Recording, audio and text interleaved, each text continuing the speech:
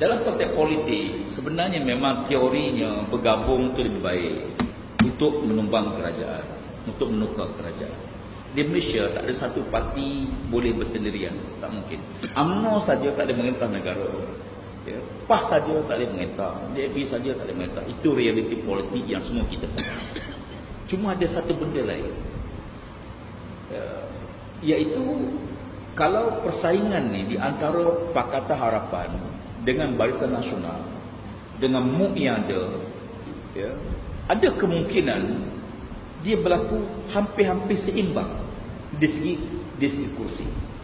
Mungkin kita andai dia seimbang, di mana kedua parti boleh mengentah tapi simple majority, dia tak dapat tutup majority. Katakanlah PAS bertanding bersendirian, kita dapat 30 kursi parlimen, ya. Katalah, ataupun 20, ataupun 10, ya. Katalah PAS dapat kita ambil yang reasonable 20 kursi. Kalau PAS pegang 20 kursi pada waktu itu, siapa yang PAS sokong dia akan mengentah. Kalau PAS sokong Pakatan Harapan, Pakatan Harapan akan mengentah. Kalau PAS sokong BN, dia akan mengentah. Jadi kursi PAS ni walaupun 20, dia sangat mahal, tuan-tuan. Masa tu mahal lah ni. Masa tu mahal, tuan-tuan. Sebab tu saya minta kalau masuk PAS, masuk sekarang. Waktu mahal, payah dah, tuan-tuan. Ya, ni tengah murah lagi.